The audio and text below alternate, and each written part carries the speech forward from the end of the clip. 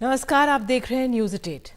हिमाचल प्रदेश में राज्यसभा चुनावों के बाद सियासत और तेजी से गर्मा रही है।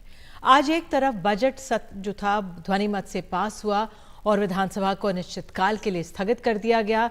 स्पीकर ने बीजेपी के 15 विधायकों को सदन से निष्कासित कर दिया। मुख्यमंत्री के इस्तीफे या सरकार गिरने की अटकलों के बीच मुख्यमंत्री सुखविंदर सिंह सुक्खू ने एनडीटीवी से कहा है कि उनके पास बहुमत है। 6 विधायकों को हटा भी दिया जाए तो 34 विधायक उनके साथ हैं। वहीं सुक्खू सरकार के मंत्री विक्रमादित्य ने इस्तीफा दे दिया है। 2 पर्यवेक्षक केंद्र की तरफ से डीके शिवकुमार और भूपेंद्र हुड्डा शिमला पहुंचे हुए हैं और विधायकों से लगातार मुलाकातों का दौर चल रहा है। आइए सुनते हैं कि सुखविंदर सिंह सुक्खू ने हमारी सहयोगी नीता शर्मा से क्या कहा। सीआरपीएफ लगाने के बाद भी और यहाँ सीआरपीएफ तो यहाँ गेट तक पहुँच के गेट को तोड़ दिया तक भी वो हिमाचल प्रदेश सरकार को नहीं गिरा सके। तो इसके पीछे हिमाचल की जनता का आशीर्वाद है, आम लोगों का आशीर्वाद है। मैं एक बात कहना चाहता हूँ कि लोकतंत्र में इस प्रकार की प्रैक्टिस बिल्कुल नहीं होनी चाहिए। सर, लेकिन ये जो लोगों का कहना है कि आप जो है एक जो अनपॉपुलैरिटी है आपकी, ये वजह बन रही क्योंकि अभिषेक मनु सिंह भी जिस तरह से हारे तो you could not manage your flock together. देखिए, कुछ विधायकों की राजनीतिक इच्छा थी, सभी विधायकों की राजनीतिक इच्छा को पूरा नहीं किया जा सकता और कुछ जगह प्रलोभन था।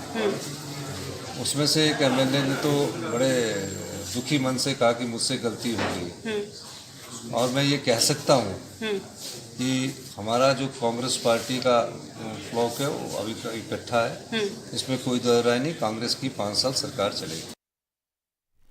तो कांग्रेस की 5 साल सरकार चलेगी। बैठकों की तस्वीरें देख रहे हैं। नीता के पास एक बार फिर चलते। नीता, शाम को 6 बजे कांग्रेस खेमे में एक तरह से फायर फाइटिंग हो रही होगी, विधायकों से मुलाकात हुई है, क्या वहां से अपडेट है आपके पास? निधि, हम आपको पहले लाइव पिक्चर्स दिखाते हैं। हम सिसिल होटल के बाहर ही खड़े हैं जहां पर जो कांग्रेस के ऑब्जर्वर्स आए हुए हैं वो नेता लोगों से मिल रहे हैं। फिलहाल प्रतिभा सिंह से उनकी मुलाकात हो रही है। कुछ देर पहले खुद मुख्यमंत्री हिमाचल प्रदेश वो यहां पर आए हुए थे। बाहर आकर उन्होंने जो कॉन्फिडेंस है वो अपना दिखाया और बोला कि उनकी जो सरकार है वो अगले अपना पूरा कार्यकाल जो है वो पूरा करेगी और कहीं नहीं जा रही है। बहरहाल इसके अलावा ये बताया जा रहा है कि जो ऑब्जर्वर्स आए हैं वो एक एक करके सभी लोगों से मिलेंगे क्योंकि ये जानने की कोशिश की जा रही है क्योंकि कांग्रेस को इतनी भारी मत से जब हिमाचल की जनता ने जो है वो सरकार बनाई, उसके बावजूद जो है सुक्खू जो हालांकि कांग्रेस के लोगों से जब बात करो तो उनका कहना है कि वो एक ग्राउंड वर्कर को मुख्यमंत्री बनाना चाहते थे। यही वजह है कि सुखविंदर सिंह सुक्खू को बनाया गया। लेकिन अगर आप विधायकों से बात करो तो विधायकों का कहना है कि वो जो है वो मिलनसार नहीं है, लोगों से मिलते नहीं हैं। उनका जो प्रॉमिसेस लेकर कांग्रेस पार्टी चुनाव लड़ी थी वो पूरे नहीं हो पा रहे हैं, जिसकी वजह से वो अपने क्षेत्रों में जा नहीं पा रहे हैं। यही नहीं, कई विधायकों का ये भी मानना था कि जो बड़े विधायक थे उनका ये भी कहना था कि उन्हें लगता था कि जीतने के बाद उन्हें कोई बड़ा ओहदा मिलेगा, बड़ा पद मिलेगा, वो भी कुछ नहीं मिला। इसके अलावा जो खेमे हैं, ये बड़ी बात यहाँ पर निधि ये है कि ये जो लड़ाई थी ये भारतीय जनता पार्टी और कांग्रेस के बीच में नहीं थी। ये लड़ाई कांग्रेस वर्सेस कांग्रेस ही थी। कांग्रेस के अंदर ही इतने सारे खेमे हुए हैं। आप जिससे भी बात करो तो वो यही बोलता है कि कांग्रेस के जो खेमे हैं और ये जो हाईकमान है उन्हें पिछले 1 महीने से पता था। यही वजह है कि जो मिसेस सोनिया गांधी हैं वो यहाँ से राज्यसभा के लिए नॉमिनेट नहीं हुई। वो उन्होंने सेफ सीट चुनी और वो राजस्थान से नॉमिनेट हुई क्योंकि उन्हें पता था कि यहाँ क्या गड़बड़ियाँ हो रही हैं। लेकिन उसके बावजूद उन्होंने एड्रेस करने की कोशिश नहीं की। लेकिन अगर बहरहाल अभी की हम बात करें तो जितने लोग नेताओं से हमने बात की तो उनका यही कहना था कि अगर 6 जो विधायक हैं जिन्होंने क्रॉस वोटिंग की उन्हें आप डिस्पेल भी कर दो, डिस्क्वालीफाई भी कर दो, तब भी कांग्रेस के पास इतने वोट्स हैं कि उनकी जो सरकार है वो कहीं जाने वाली नहीं है। दूसरी तरफ मैंने जयराम ठाकुर साहब से भी बात की थी जो पूर्व मुख्यमंत्री हैं। उनका ये कहना था जिस तरह से उनके विधायकों को जबरन असेंबली के बाहर निकाला गया और ध्वनि मत से जो बजट है वो पास करवाया गया, जिससे साफ पता चलता है कि ये जो सरकार है अब कुछ ही दिनों की मेहमान है। लेकिन सबसे इंटरेस्टिंग बात निधि यहाँ पर यह है, जो हर्ष महाजन है वो खुद कांग्रेस के एमएलए थे, 2022 तक वो कांग्रेस से जुड़े रहे। जब मैंने उनसे ये सवाल पूछा तो उनका कहना था लेकिन अब वो भारतीय जनता पार्टी में आ चुके हैं। निधि, बिल्कुल, बहुत बहुत धन्यवाद। हालात पर नजर बनाए रखे नीता। तो जिस तरह से वहां पे राजनीति गरमाई हुई है, एक जो पूर्व मंत्री हैं और पूर्व मुख्यमंत्री रहे वीरभद्र सिंह के बेटे विक्रमादित्य ने आज अपना पद से इस्तीफा दे दिया, भावुक भी हो गए। आइए सुन लेते हैं उनको आगे बढ़ने से पहले। जिस व्यक्ति का नाम लेकर कांग्रेस पार्टी की सरकार हिमाचल प्रदेश के अंदर बनी, 6 बार जो हिमाचल प्रदेश का मुख्यमंत्री रहा, 6 बार जिसने ये सरकार बनाई, जिसकी वजह से ये सरकार बनी प्रदेश के अंदर, उसकी मूर्ति लगाने के लिए 2 गज जमीन इनको माल रोड के ऊपर नहीं मिली। This is what respect this government has shown to my late father. इस तरीके की जो चीज हुई है, हम इमोशनल लोग हैं, इमोशनल। पद से हमें कोई लेना देना नहीं है, हमको ये कोई लेना देना नहीं है कि सरकार रहती है कि नहीं रहती है, हम पद पे रहते हैं कि नहीं रहते हैं, मगर एक रिगार्ड, एक रिस्पेक्ट जो होनी चाहिए थी। बारी बारी बोलने के बावजूद जो चीज ये नहीं कर सके, ये बहुत दुर्भाग्यपूर्ण है। और निश्चित तौर से राजनीतिक रूप से नहीं मगर भावनात्मक रूप से मैं बहुत आहत हूं। तो राज्यसभा चुनाव में क्रॉस वोटिंग को लेकर समाजवादी पार्टी अध्यक्ष अखिलेश यादव ने भी आज बीजेपी पर हमला बोला। अखिलेश यादव ने कहा है कि बगावत करने वाले अंतरात्मा की बात कर रहे हैं, लगता है उनकी अंतर खात्मा हो गया है। उधर मुख्यमंत्री योगी आदित्यनाथ जीते हुए उम्मीदवारों को माला पहनाते नजर आए। कोई विवाद नहीं हुआ। देखिए, ऐसा है, कोई विवाद नहीं हुआ। हमने कहा कि सब अंतरात्मा से आप वोट दे दिए। अगर आपकी अंतरात्मा बीजेपी को कहती है बीजेपी को वोट दीजिए, अगर अंतरात्मा कहती है सपा को वोट दीजिए, सपा को वोट दीजिए। अब दूसरों से पूछना पड़ेगा वो हमारे साथ है कि नहीं है।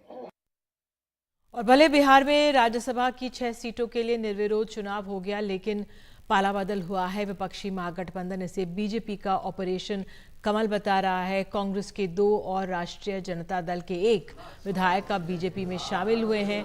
हालांकि कांग्रेस पार्टी ने इन दोनों विधायकों सिद्धार्थ सौरभ और मुरारी लाल गौतम को अयोग्य करार देने के लिए अब बिहार विधानसभा अध्यक्ष से मिलकर याचिका दे दी है। जब गद्दारों का पूरा समा बंधा हुआ हो तो उसमें कौन किस प्रलोभन में जाएगा उसका अंदाजा नहीं होता। और यह तो विचित्र स्थिति नहीं मैं कह सकता हूं, मैं कह सकता हूं कि लालचों की एक ऐसी स्थिति पूरे देश में और हमारे समाज में बना दी गई है कि जिसमें सिंबल हमारा, जगह हमारी दी गई, उनको रिसोर्सेस पैदा किए कांग्रेस पार्टी ने और उन्होंने प्रकाष्ठा की और वो जिस प्रलोभन में गए हैं उनको वो मुबारक। चीन के झंडे को लेकर तमिलनाडु में सियासत तेज हो गई है। दरअसल कुलाशेखर पीटनम में इसरो के नए कॉम्प्लेक्स की आधारशिला रखी गई। तमिलनाडु सरकार के मंत्री अनीता राधाकृष्णन ने इसे लेकर अखबारों में विज्ञापन छपवाया। इस पर रॉकेट पर चीनी झंडा लगा था। अब इसको लेकर प्रधानमंत्री ने डीएमके पर निशाना साधा है और कहा है डीएमके को भारत की तरक्की बर्दाश्त नहीं। हालांकि डीएमके के वरिष्ठ नेता कनिमोई ने कहा है कि ये मानवीय भूल है और इसी वजह से ये अखबारों में छपा है। डीएमके एक ऐसी पार्टी है जो काम तो करती नहीं लेकिन झूठा क्रेडिट लेने के लिए आगे रहती है। इन्होंने तमिलनाडु में, अभी अन्नामलाई विस्तार से बता रहे थे, इन्होंने तमिलनाडु में इसरो लॉन्च पैड का क्रेडिट लेने के लिए चीन का स्टिकर चिपका दिया है। भाइयों बहनों, ये तमिलनाडु डीएमके के नेता, उन्होंने देखना अब संभव नहीं रहा, कुछ देख ही नहीं सकते हैं। और जो देख नहीं सकता है उसको क्या कहते हैं आपको मालूम है। पानी बिलों के मुद्दे पर दिल्ली के एलजी ने मुख्यमंत्री केजरीवाल को चिट्ठी लिखी है। एलजी ने लिखा है कि पानी, वित्त और शहरी विकास विभाग पूरी तरह से आपके नियंत्रण में है, मेरा इससे कोई लेना देना नहीं है। लेफ्टिनेंट गवर्नर ने लिखा है कि आप फैसला लीजिए, दूसरों पर आरोप मत लगाइए। एलजी ने लिखा है कि सभी 27 लाख उपभोक्ताओं को फायदा पहुंचाइए। उन्होंने ये भी लिखा है कि मेरे पास जब कोई फाइल ही नहीं आई तो उसे रोकने का सवाल कहां है। Narcotics control bureau, Indian navy और गुजरात एटीएस ने ऑपरेशन सागर मंथन के तहत पोरबंदर के पास समुद्र से 3,300 किलो ड्रग्स जब्त किए हैं। एजेंसियों के मुताबिक देश में ये अब तक ड्रग्स की सबसे बड़ी खेप की बरामदगी है। एनसीबी के मुताबिक ये नाव ईरान के चाबार पोर्ट से चली और इसे भेजने वाला पाकिस्तान है। नाव रजिस्टर्ड नहीं थी। इससे ड्रग्स की खेप तमिलनाडु से चली, एक दूसरी नाव में उतारी जानी थी।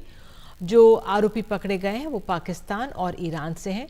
नशे के पैकेट्स में पाकिस्तान की खाद्य पदार्थ बनाने वाली एक कंपनी का नाम लिखा हुआ है। बेंगलुरु मेट्रो में किसान को नहीं प्रवेश करने दिया गया और इस घटना के सामने आने के बाद बवाल मच गया है। बताया जा रहा है कि किसान के कपड़ों की वजह से उन्हें मेट्रो में नहीं जाने दिया गया। बेंगलुरु मेट्रो ने कार्रवाई करते हुए सिक्योरिटी सुपरवाइजर को निकाल दिया है।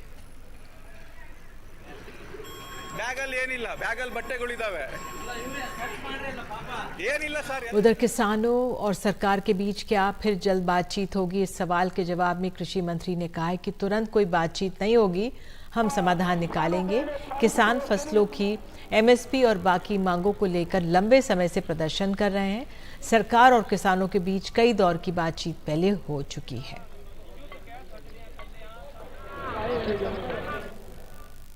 गौतम बुद्ध नगर में लगातार भू माफियाओं के खिलाफ कार्रवाई तेज कर दी गई है। 100 करोड़ रुपए से अधिक की जमीन खाली कराई गई है। ये जमीन नए बन रहे जेवर एयरपोर्ट के पास है। यमुना अथॉरिटी के सीईओ के निर्देश पर अधिकारियों की टीम ने ये कार्रवाई की है।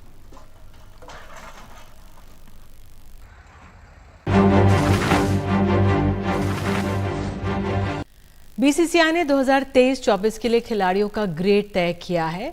रोहित शर्मा, विराट कोहली, जसप्रीत बुमराह और रविंद्र जडेजा ग्रेड A+ में रखे गए हैं। ग्रेड A+ खिलाड़ी को मिलते हैं 7 करोड़ रुपए सालाना।